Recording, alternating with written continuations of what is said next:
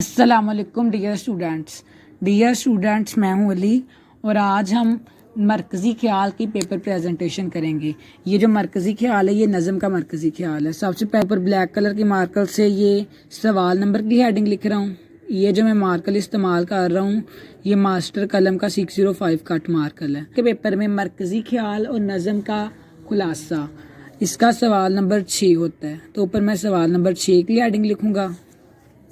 اس کے بعد میں بلو کلر کی مارکر سے مرکزی خیال کی ہیڈنگ لکھوں گا۔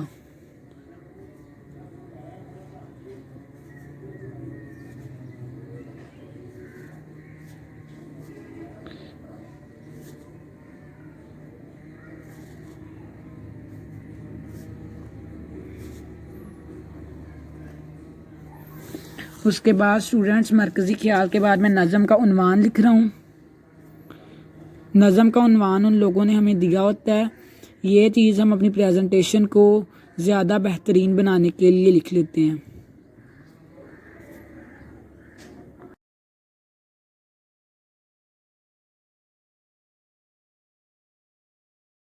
اس کے بعد میں رابطہ کی علامت لگا دیتا ہوں۔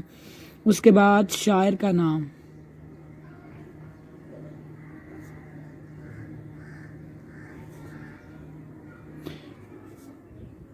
شاعر کا نام کے بعد بھی میں رابطہ کی علامت لگاؤں گا۔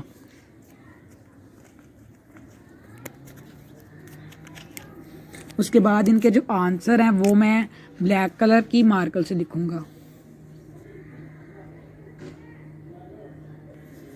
اس کے بعد اسٹوڈنٹس میں شاعر کا نام لکھوں گا۔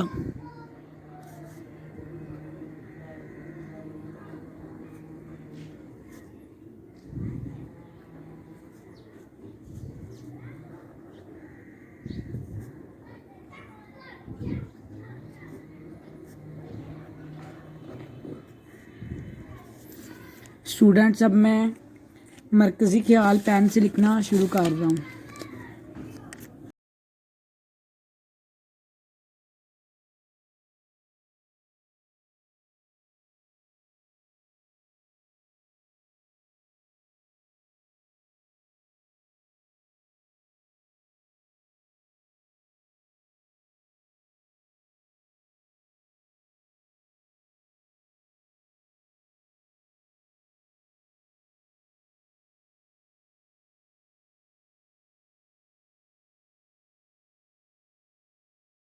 اسٹوڈنٹس ہمارا مرکزی خیال کمپلیٹ ہو چکا ہے۔ ہمارے مرکزی خیال کی لینتھ تقریباً 3 to 4 لائن ہونی چاہیے۔ اب ہمارا کام سارا کمپلیٹ ہو چکا ہے۔ اس کے بعد ہم انڈر لائننگ کریں گے چیزوں کو۔ جو انڈر لائننگ ہے یہ آپ نے کبھی بھی ساتھ ساتھ نہیں کرنی۔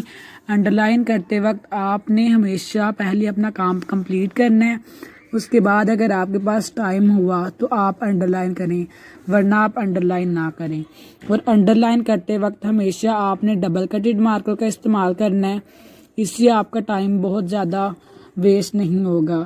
بورڈ کے پیپر میں ہمارے پاس اتنا ٹائم ویسٹ کرنے کے لیے ہوتا نہیں ہے کہ ہم ڈبل کٹڈ مارکر سے انڈر لائن نہ کریں، بلکہ سنگل مارکر سے اس طرح انڈر لائن کریں۔ تو ہمیشہ آپ نے بورڈ کے پیپر میں ڈبل کٹڈ مارکر سے انڈر لائن کرنا ہے۔ یہ تھی اسٹوڈنٹس ہماری مرکزی خیال کی پریزنٹیشن۔ امید ہے کہ آپ کو اچھی لگی ہوگی۔